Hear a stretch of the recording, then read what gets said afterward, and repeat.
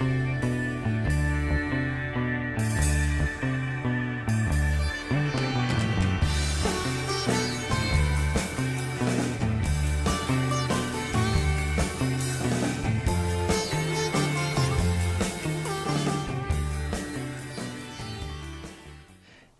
my Juicy co-creators. Lilu here on the Juicy Living Tour in California, in sunny, beautiful California, in Boulder Creek, Colorado. California. I always want to say Colorado when I hear Boulder, but no. This is in beautiful Northern California, and I'm at the HeartMath Institute. I know a lot of you guys have heard about the HeartMath, and it comes in many, many conversations, many interviews actually I do with authors, with athletes, with entrepreneurs, bring up HeartMath because you have done crucial studies over the last 20 years. And it's absolutely beautiful you have done, and I'm really delighted to dig into it today. Thank you, Howard. Lulu, thank you very much for having me. Greetings to everyone who's watching this video. We're here, as she mentioned, in Northern California. I wonder how much my mail goes to Boulder, Colorado, But we're here in Northern California. We have a beautiful summer, sunny day here to sit and have a conversation about things that I think both of us think matter. Because we feel, I feel some things, but I like to ground it in the scientific, in science. And so it feels like this society is really, or wants to move, or part of this society wants to move into a heart-based society, leaving fear away. We can feel already and see in our lives that we get much bigger results and we're much happier when we are in this flow and things are aligned and things are, how do you say this? How do you describe this life that is absolutely working perfectly? This juicy life. What a question. Well, I can say the world is changing. We both know that. We see that because we both have an opportunity to travel and talk to a lot of different people. So a new world is emerging right in the midst of the old one. And I think that it's part of a big evolutionary shift in consciousness that's occurring that we're participating in and have an opportunity to be involved in during our lifetime. It's a very exciting but also very challenging time to live.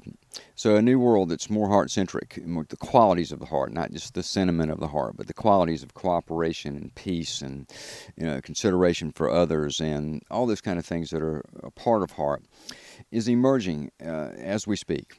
And as it pushes out, the old one pushes back. We feel the friction when the two meet. We see that on the news, and that's what we tend to identify with sometimes. But there's a big change occurring in consciousness, and people are choosing to have a life that's very different than the one they had.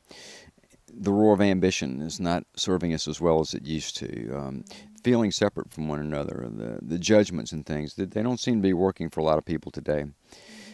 It's still very prevalent as we speak, and we see that very clearly, but we are shifting very quickly now. I think this major shift in consciousness that's occurring is happening in a very short amount of time, maybe over only a 100-year period, which in a lifetime is a long time, but in the context of global evolution, it's a blip, and it's just a short amount of time. So it's an interesting window of time where we're creating a new world. And the life that we'll live is a life that has, more flow, less stress, certainly more feelings of fulfillment. Of being fulfilled by life, not seeing life as a struggle, not seeing life as something that we're trying to get through, not just trying to survive, but but really an opportunity to thrive in the environment. And that's what I really want for people. People have asked me, from time to time why I've done this, and 20-some years down the road now, why I continue to do it. And my answer, this is usually the end of the interview, by the way, but my answer is that, I want people to have their fulfillment. I think we're born into this world with like a package, let's say, a present. And part of the game of life is to unwrap the present. And within there's wonderful things that are unique to us, things that are fulfilling externally, things that are fulfilling internally, lots of different things. But because we get lost along the way, we don't necessarily ever unwrap the package. We barely get the bow off sometimes. And I see that happening to people, and I don't think it's necessary. And so what I want is for people to be fulfilled in their own way. I don't have a prescription for what that is for them, but in their own way, and that's what I really want. My belief is, my personal experience from many, many years of self-discovery and from the work I've done here at HeartMath, is that comes from listening to and following the guidance of the heart, the intuitive heart that we all have inside of us.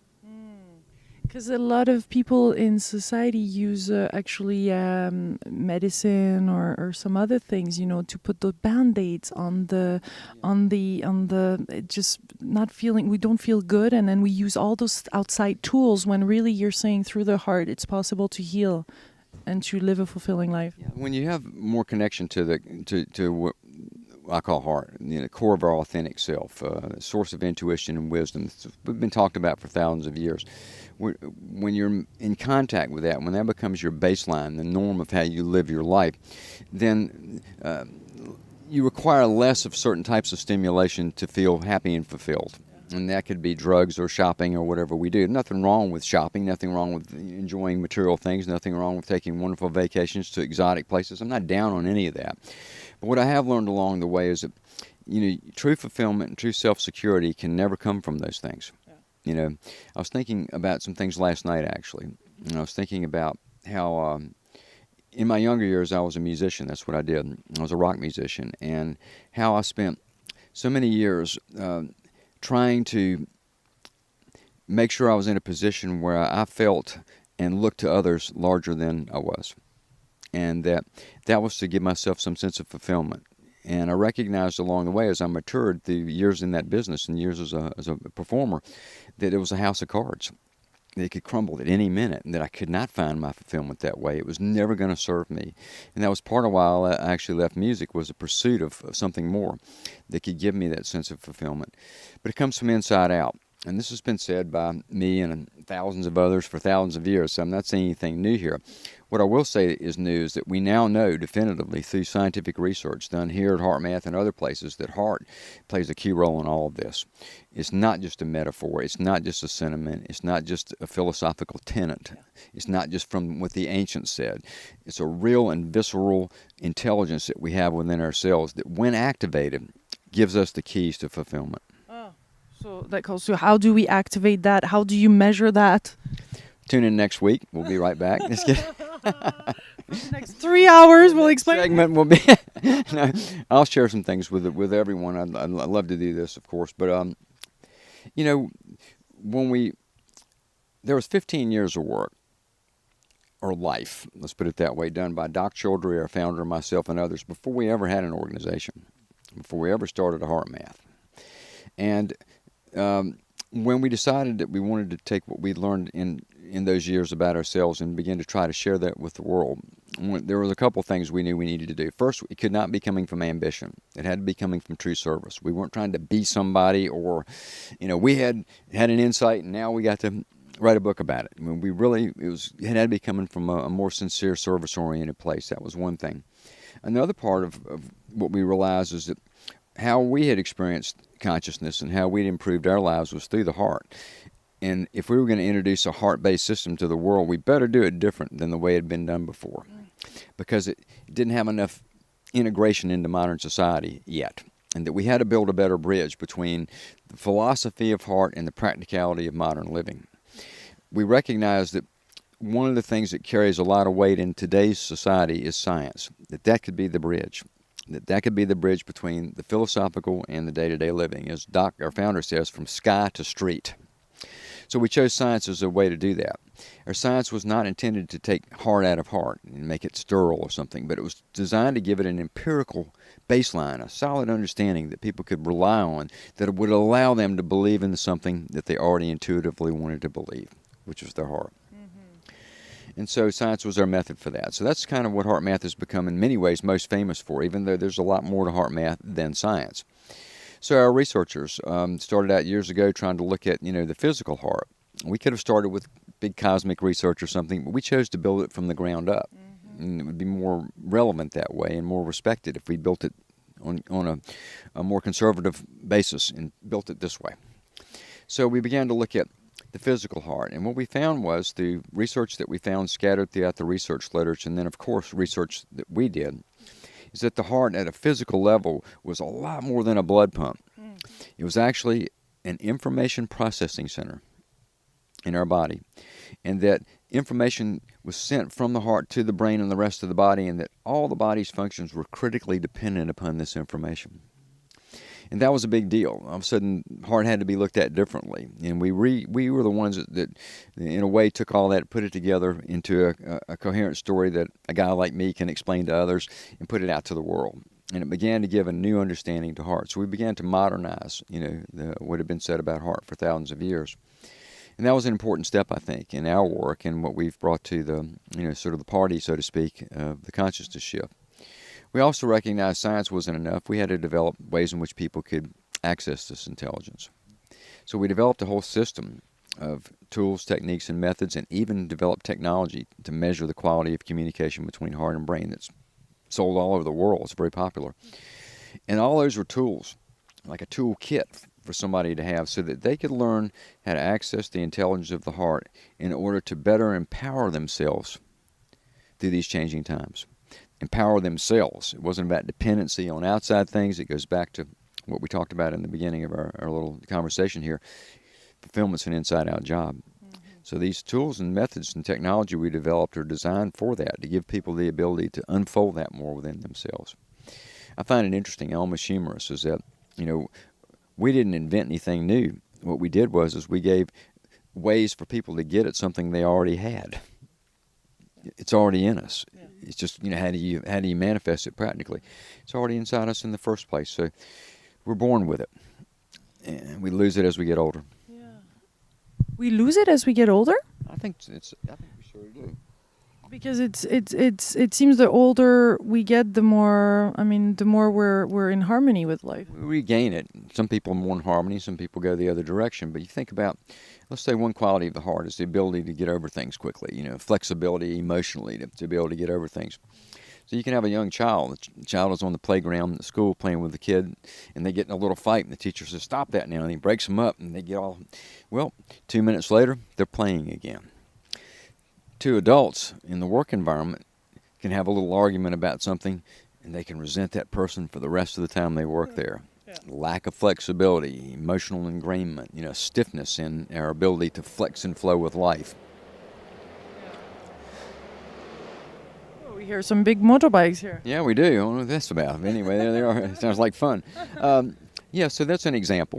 So I think that children in general have a tendency to see a sparkle in life. They see the world through different eyes. As we grow, it's a natural maturation process. We're not supposed to stay like children forever, but through the natural maturation process, we take on opinions, we take on hard edges, we feel the hurts and the pains of life. We have all those things that happen to us that sort of imprint in us and begin to take us away from the heart.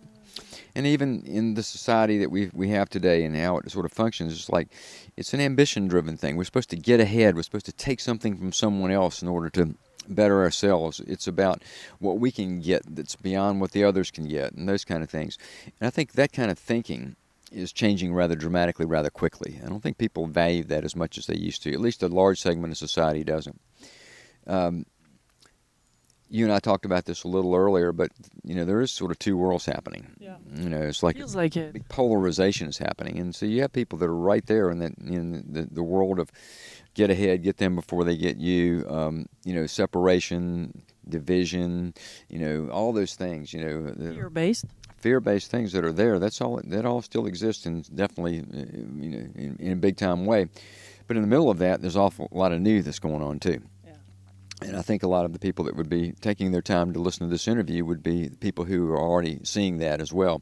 So what I'd say to you, the listener right now, is let's focus more on that. Let's, when things come up, when there's a tragedy in the world, there's a breakout of a war or a natural disaster or some horrific event that occurs that we see on the news, I think the game to play on that is let's try to maintain a sense of compassion, but not let it take us down, not let us see the world in despair. Yeah, let's gain power from it and take initiatives and be leaders. It's not even leaders because so many words actually don't fit anymore. But it's like let's come together. It's hard sometimes. I think when I look at last year was the year 2012, which was a big build-up because of the Mayan calendar predictions and astrological predictions and things, that there was going to be this huge shift that occurred, and a lot of people wanted that to happen, and they wanted to have their beliefs and the work they put into themselves and into society validated in some way by some events of some kind that would show that. And when that came down, not a lot happened. It wasn't like any big event that occurred that gave it that understanding. So when I began to go out from here this year and begin my speaking for the year, in January, I was on a plane to Australia, and I realized, I said, what I'm sensing right now is that people did the best they could not to have a lot of anticipation about that. But what's going on in consciousness right now in the folks that have been involved in trying to create a transition in the world is a quiet disappointment. Sort of disappointed that not more happened. But what I feel happened was there wasn't any singular seminal events that occurred, but major shifts in consciousness were taking place, big time. And it takes time for those things to filter down into where we see noticeable change. It doesn't happen in a big blam, and all this change occurs. It integrates in. It's an integrative process. And we're beginning to see that unfold more and more now that we're later in the year of 2013. So I think a big change did occur. And what I like to say to everyone listening is that you never lose, your hope about these things. I mean, the shift is going on anyway. In my opinion, it's happening whether we like it or not. It becomes a matter of how easy is it, how gentle and kind a process is it. Yeah. But the shift is bigger than humans. It's bigger than the Earth. It's a big shift through the cosmos. So it's happening anyway. We're a part of it. We're conscious co-creators within it, and we have responsibilities in it. What are some of the barriers for this heart to really open and be really in tune with life and living this conscious, juicy life? Well, that's a great question, actually. I think we have to learn to move beyond some of the habitual mindsets that we have, for starters, and we have to want it. That's another thing. You have to really want the desire for your life to be that way. And people kind of get there sometimes the hard way, and when they're despairing and things like that, and then they, if you think about it this way, let's say, and we've all had these things in our life, you and me and everybody listening, whether we're confronted with some challenge that goes beyond our ability to figure it out. It goes beyond the logical linear processes of understanding. And when we get to those places, what we often do is we begin to dig a little deeper within ourselves. And people do it in various ways. Some people pray. Some people meditate. Some people go out and walk in the woods. Some people get in the car and they drive off into the night, and they're looking for something that they can't figure out from here. And they begin to draw a little deeper to here. Yeah. And when we do that, very often we find there is new security, new inspiration, new hope that we come in contact with. For example, even our inner dialogue may change. I mean, we could be in a situation that's hard, and we would maybe all of a sudden, by digging a little deeper, start having thoughts like, this is really hard, and I don't know how I'm going to get through it. But I've gotten through tough things before, and I know I'm going to get through it this time too. Well, that's the heart talking, right? So that's wanting it. Now, that's wanting it the hard way. Wanting it the easier way is to say, look, I want to make contact with something that's part of me. It's called heart. It's the core of my authentic being. I want more of that in my life. I want to move beyond some of the judgments and some of the barriers and some of the resistances I have, and I want to live more heart-centric life. That wanting it first. One of the tricky things that stops us from having that is something that I don't even talk about much anymore because it is a little sensitive. It's judgments. We have so many judgments about people, places, things, countries, politics, the neighbors, the co-workers, the relatives, and they're insidious. And it's just like we live in this world that's sort of blanketed by judgment, like a cloud, that we live in.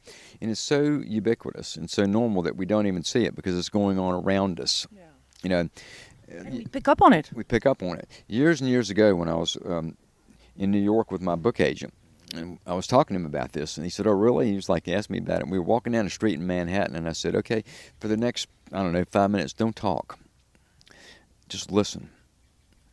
And as we would stop and we hear people talking, it was like, well, yeah, that cab driver, he comes around the corner 100 miles an hour, and then you'd stop and then listen again. Well, I don't think she should have done that. You know what I mean? It's like this sort of symphony of judgment that was going on in conversation. I said, there it is. That's what goes on in consciousness. So one of the things that blocks heart is judgment. Yeah. And as we began to want, going back to wanting again, one of the things that I want is less judgment. I want to love. I want to be caring towards people. I want to be able to have compassion and understanding for folks. I want to connect with them. I don't have to agree with them. I don't have to like all their behaviors or any of that, but I don't want to be in judgment.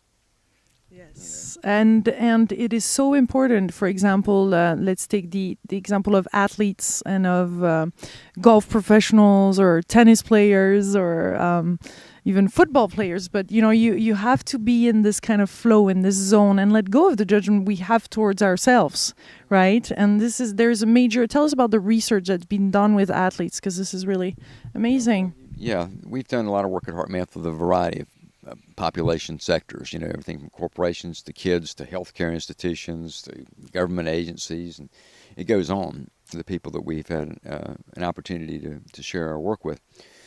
One area that we've done some work in is athletes. Athletes want greater performance. They're not necessarily looking for heart. They want better performance at what they do. So when we looked at all this heart-brain communication, we determined there was a state when it was all optimal. It's called coherence. And it's a term many of the listeners have heard now, one that we had a hand in popularizing. It's psychophysiological coherence is the medical name for it. Highly synchronized physiology where the major body systems are synchronizing with the heart, accompanied by sustained positive emotions. In that state, everything begins to operate more in that flow. And you can measure that by measuring things like improvements in reaction speed time, visual field. There's a certain sensitivity that we get where we're more sensitive about ourselves and we're more sensitive to what's going on around us. It's an acuteness. In that acuteness is where athletes want to be. The other part of what we found with athletes, and especially in some sports, like golf would be a good example, is where they really won and lost games a lot of times was in their inability to manage emotions. There's two golf coaches, the two most well-known female golf coaches who are big HeartMath fans, once told me, they said, there's an emotional reaction after every shot. And it can be a variety of emotions depending upon the shot, but there's always an emotional reaction. It went there, I feel this way. It went there, I feel this way. There's an emotional reaction. And what they determined, and HeartMath's work was a part of how they determined this, was that learning to regulate those emotions, to maintain an emotional balance and equilibrium was part of what was going to create the quality of the next shot, more of the zone of moving from one shot to the other when they get in that zone. In sports that are more high speed, what we've trained them to do is to learn to increase their natural coherence baseline so that when they're not thinking about it, it's still a more coherent human being that's functioning. Example with that, this is really a fun one. We have licensees, representatives represent us in various parts of the world, and I have a licensed operation in Scandinavia. It operates out of Sweden. The owner of that company was a former, right to the next level below the top level, hockey player. So he has hockey connections. So he has been training hockey teams. And in one case, with the team that he trained, they have the technology device that we sell called the M-Wave that measures coherence. And they train them in the M-Wave. And they allow them to use that when they're on the bench. And so he showed me pictures. So hockey players out there playing this aggressive sport, they even get in trouble and they put them in the penalty box and they pull their M-Wave out. And they begin trying to get back to coherence. So they're actually using HeartMath in the context of in and out of the game, in between the times they were actually on the ice. So what they're looking for is that edge. And listen, heart is not squishy, sentimental, all those things. It's a high-performance state. Heart intelligence is highly intelligent. It's very aware. It's a high-performance state, useful in athletics, business, relationships, you name it. It's got those qualities to it. So an athlete, like I said, when we work with these athletes, it's like heart, big deal. Can you lower my score? Can you help me create a higher percentage of shooting foul shots? Can you that's what they're after. So we can apply those benefits and say, yeah, but we're going to do it this way, and it involves heart, and that's where the science makes the bridge. You see what I'm saying? And then the results are quick. The results are quick. The science makes the bridge. If we said, we're going to do a heart thing now, well, they wouldn't listen to us, right? They'd say, well, it's just another heart thing out of California. How do these people get in here? But we come at it from, we're going to teach you about coherence. It's a heart-centric state. Here's the science that supports that. Here's the peer-reviewed journals that back up what we say. So we show hard science around these physiological and psychological states and the changes that occur with heart-centric techniques being used, then they can accept that. Then we teach them simple techniques. They don't care if it's hard or not. Yeah. Tell us about the breathing through the heart. Is there such a thing that we can do? I think I've heard you say that once. There's a core technique that is easy for me to share in an interview environment like we're in today. And I'd like to share that with everyone viewing this now. It's called the quick coherence technique, designed to get us to a more coherent state quickly. Remember, coherence is highly ordered physiology accompanied with sustained positive emotions.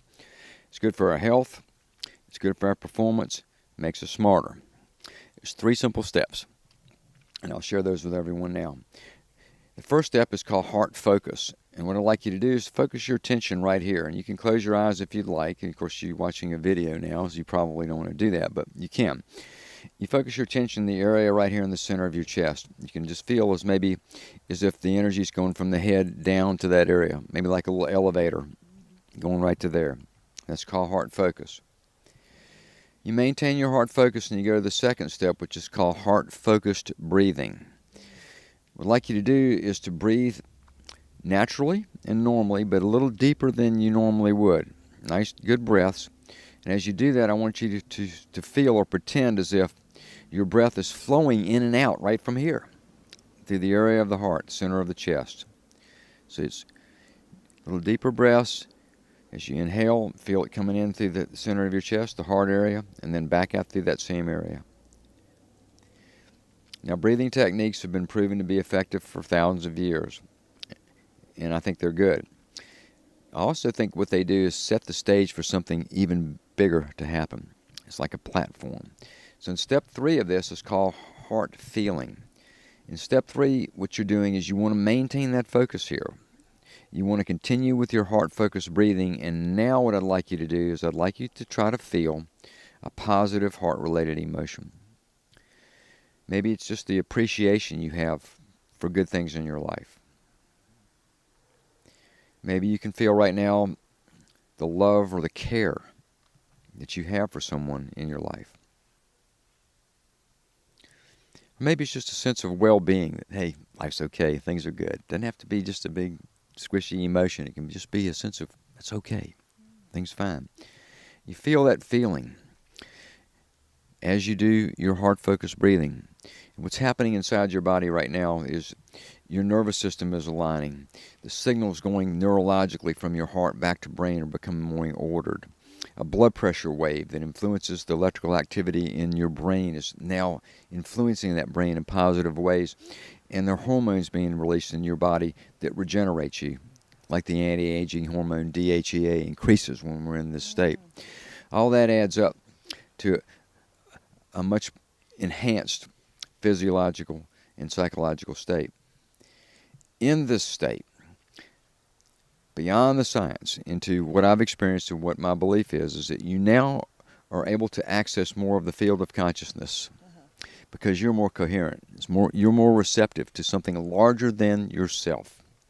A place inside yourself where you can be more than you usually are, where you move beyond the mediocrity and you're able to do the things that you think you might can't, but now you think you can. All these changes begin to occur more readily when we're making contact here. We're operating more from that internal coherent state, and that's the 3 simple steps you can use to get yourself there from time to time. Heart focused breathing, and then the activation of a heart feeling. That was beautiful. Thank you so much. I know most of us could feel that. Very, very powerful. Tell us about your latest research here and how you can see that through big groups of people coming together in a heart coherence, this can actually really change the field of the planet. Yeah, well, we understand how to measure individual coherence, and the work we do in organizations through our organizational training programs, we use psychometric surveys and things like that. We know how to measure collective coherence in a way within an organization. About 5 years ago, we said, let's start trying to look at how we can measure global coherence. And so that's been a cool project for us. And so we have a part of HeartMath called the Global Coherence Initiative. And I'd like you to look at that website when you have a chance. It's glcoherence.org, but Global Coherence Initiative. It's a little membership organization where membership is free, designed to bring people from all around the world together to use our heart-focused care and intention to help shift planetary consciousness out of some of that discord and chaos and lack of harmony into a more harmonious state with more care and enduring peace. So we have now something like 55,000 members. They come from over 100 countries. They get information about coherence building steps and techniques. We come together from time to time, at least once a month, where we use that heart focus, care, and intention to address a planetary issue. There's a place inside the site called the Care Focus Room. This is really cool. You go to this part of the site, and there's a globe in there. And on this globe of the Earth, you can move it and spin it and all that. It's really beautiful. But when you log in, it marks with a little gold light where your internet provider address is.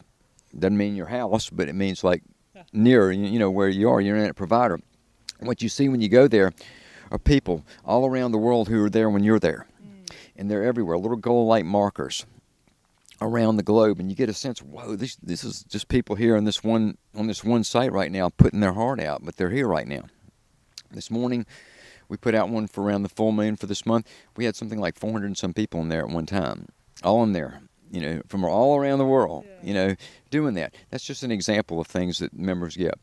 So there are many organizations who are doing similar things, and synchronous meditations and bringing people together for various social causes and social interests, and the Internet's provided the ability to do that so well and so effectively. And I'm glad about that. I applaud that.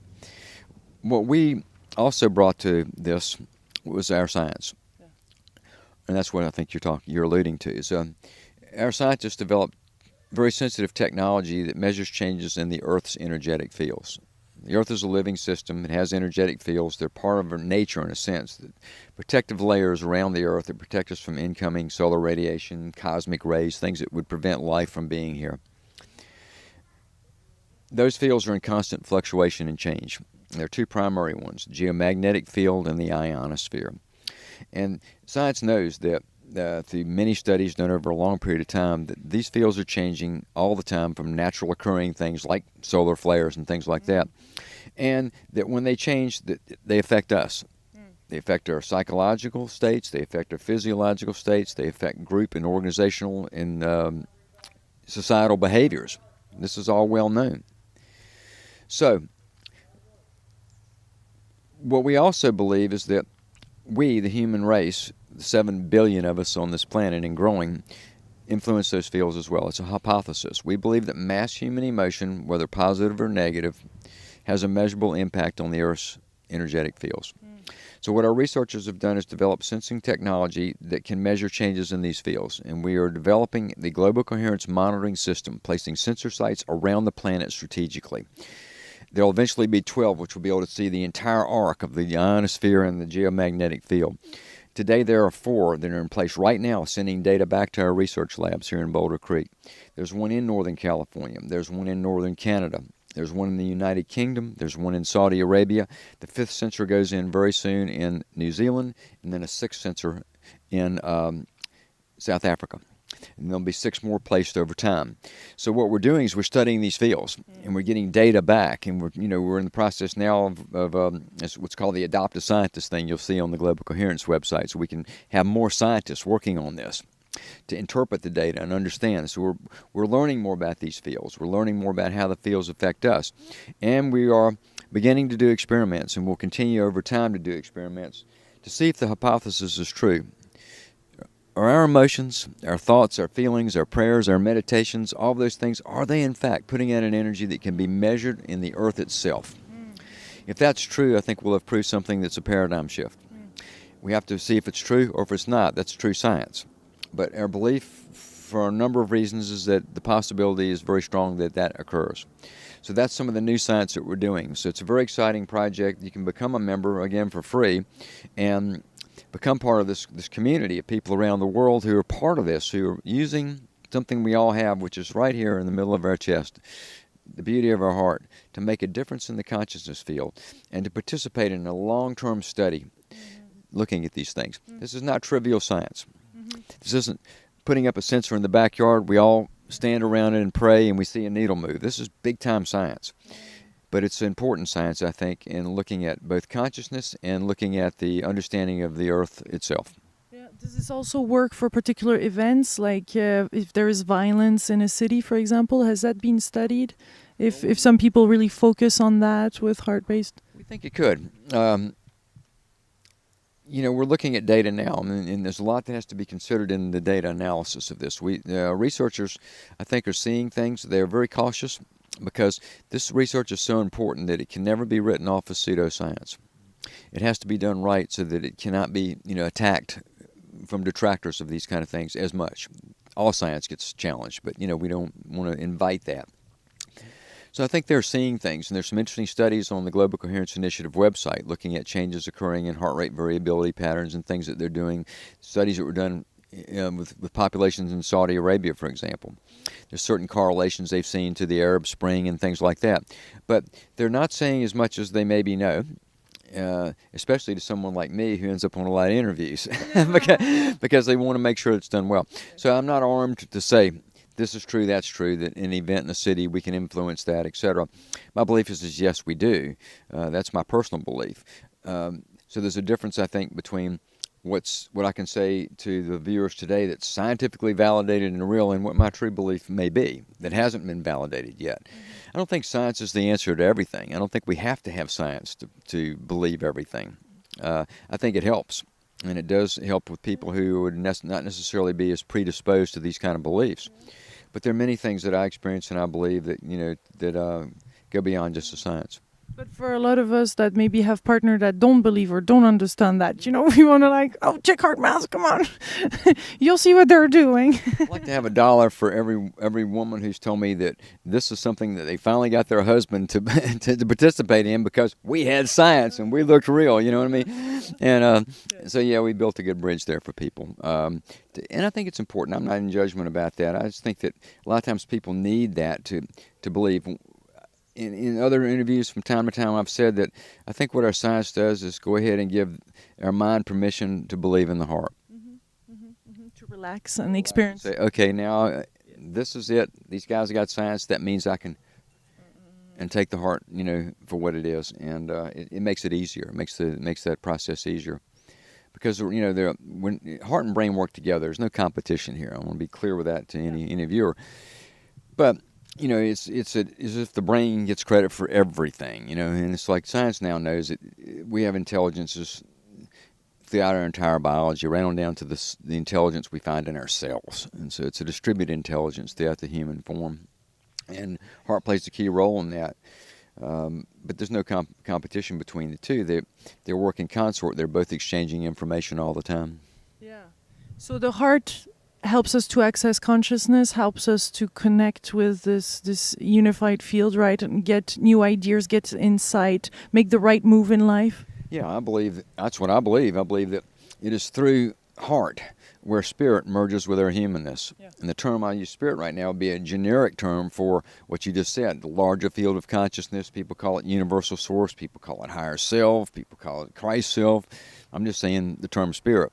But it is where through here, where spirit manifests into something that we then bring into daily living. And that's been my personal experience and the experience that I've seen in many, many other people that I've been associated with or worked with for a long time.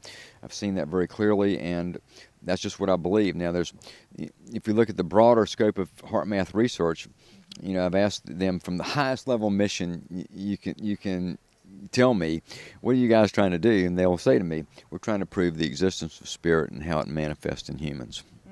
So we're not talking here about the God particle.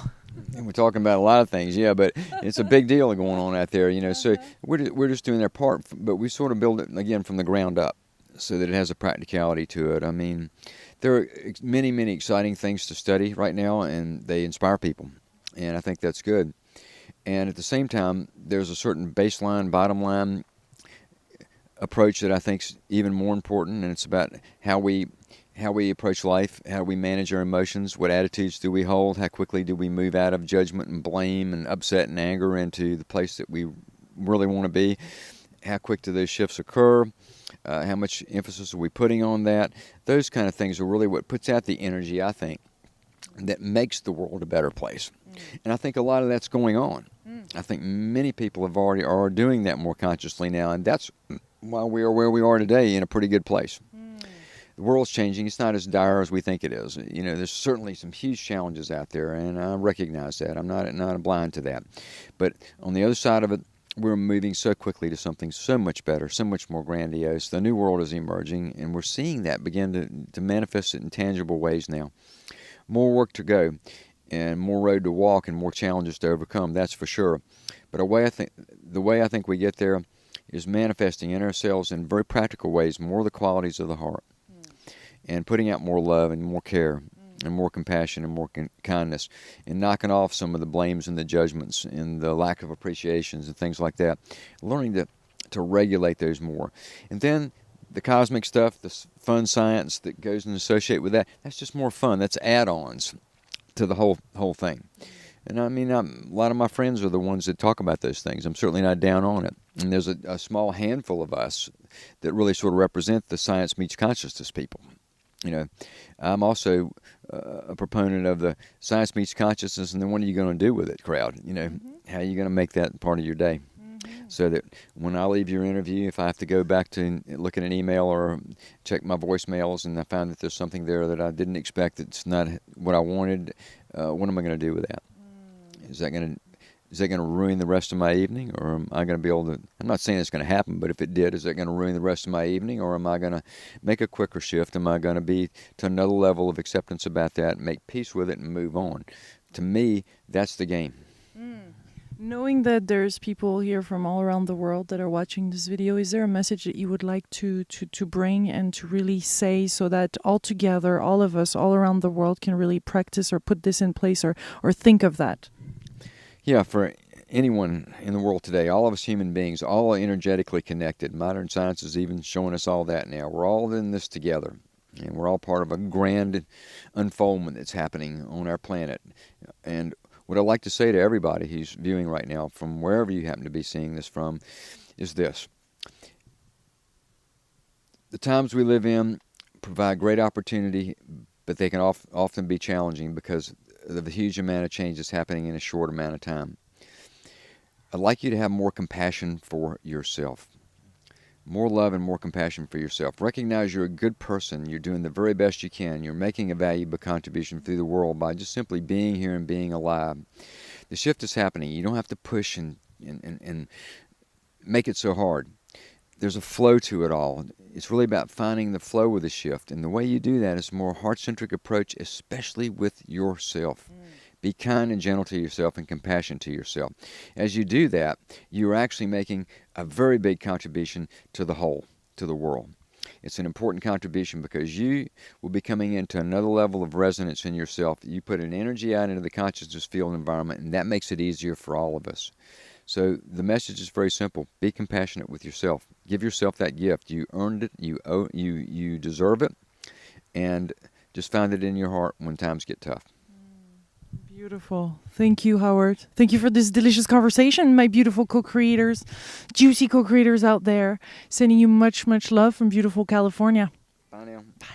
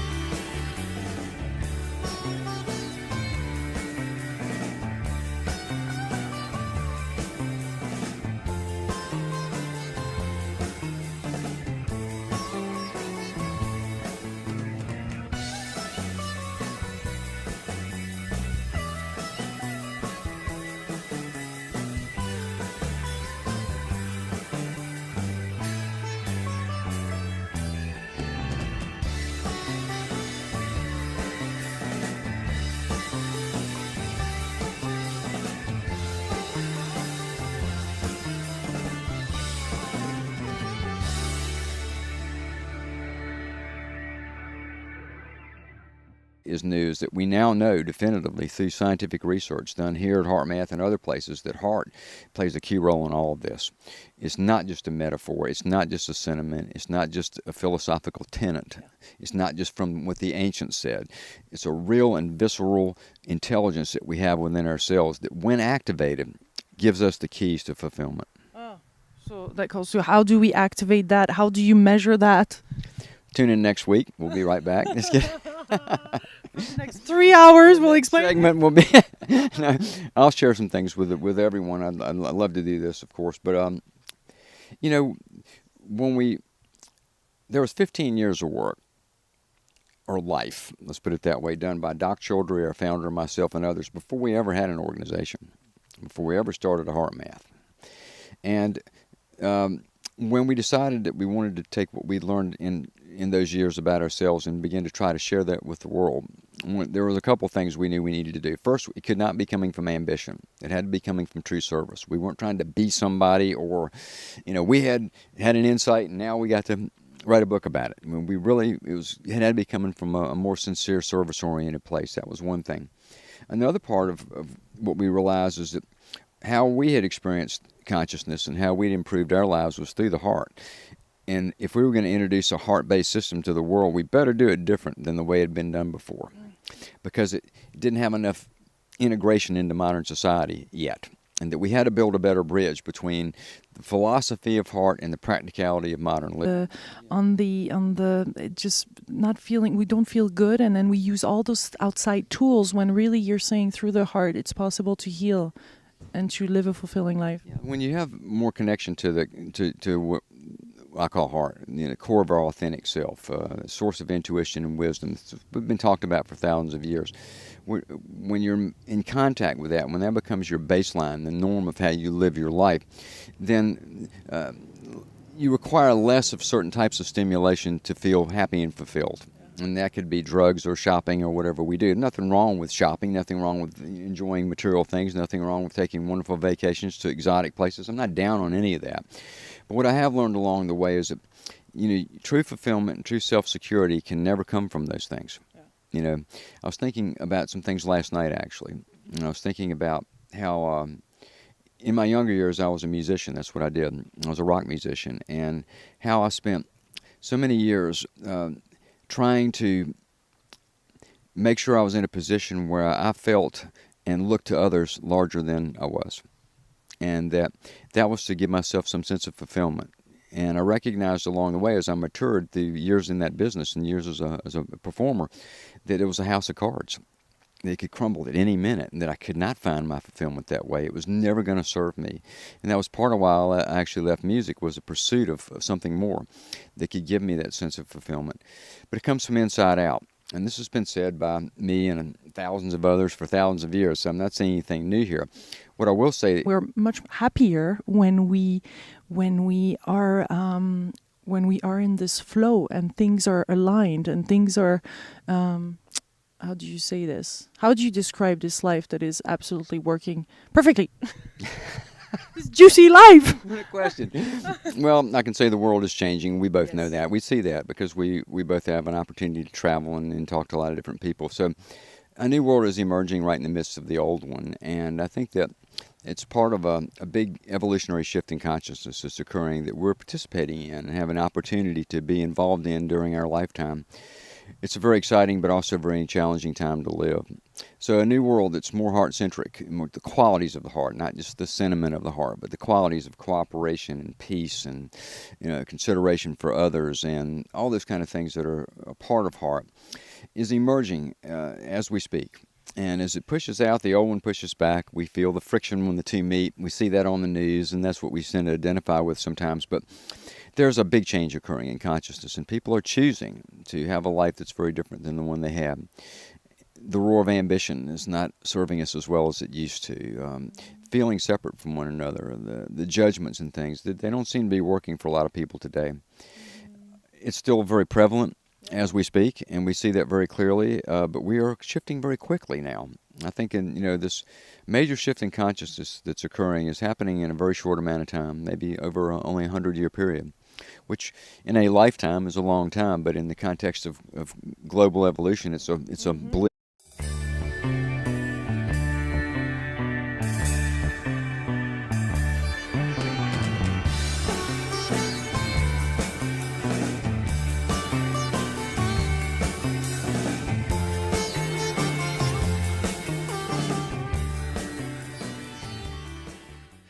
Hello, my Juicy co-creators. Lilu here on the Juicy Living Tour in California, in sunny, beautiful California, in Boulder Creek, Colorado. California. I always want to say Colorado when I hear Boulder, but no. This is in beautiful Northern California, and I'm at the HeartMath Institute. I know a lot of you guys have heard about the HeartMath, and it comes in many conversations, many interviews actually I do with authors, with athletes, with entrepreneurs, bring up HeartMath because you have done crucial studies over the last 20 years. And it's absolutely beautiful you have done, and I'm really delighted to dig into it today. Thank you, Howard. Lulu, thank you very much for having me. Greetings to everyone who's watching this video. We're here, as she mentioned, in Northern California. I wonder how much of my mail goes to Boulder, Colorado, But we're here in Northern California. We have a beautiful summer, sunny day here to sit and have a conversation about things that I think both of us think matter. Yeah, because we feel, I feel some things, but I like to ground it in the scientific, in science. And so it feels like this society is really, or wants to move, or part of this society wants to move into a heart-based society, leaving fear away. We can feel already and see in our lives that we get much bigger results and much... Yep, and it's just a short amount of time. So it's an interesting window of time where we're creating a new world. And the life that we'll live is a life that has, more flow, less stress, certainly more feelings of fulfillment. Yeah. Of being fulfilled by life, not seeing life as a struggle, not seeing life as something that, we're trying to get through, not just trying to survive, but but really an opportunity to thrive in the environment. And that's what I really want for people. People have asked me, from time to time why I've done this, and 20-some years down the road now, why I continue to do it. And my answer, this is usually the end of the interview, by the way, but my answer is that, I want people to have their fulfillment. Yeah. I think we're born into this world with like a package, let's say, a present. And part of the game of life is to unwrap the present. And within there's wonderful things that are unique to us, things that are fulfilling externally, things that are fulfilling internally, lots of different things. But because we get lost along the way, we don't necessarily ever unwrap the package. We barely get the bow off sometimes. And I see that happening to people, and I don't think it's necessary. And so what I want is for people to be fulfilled in their own way. I don't have a prescription for what that is for them, but in their own way, and that's what I really want. My belief is, my personal experience from many years of self-discovery and from the work I've done here at HeartMath is that comes from listening to and following the guidance of the heart, the intuitive heart that we all have inside of us. Because a lot of people in society use actually medicine or some other things, to put the Band-Aids on the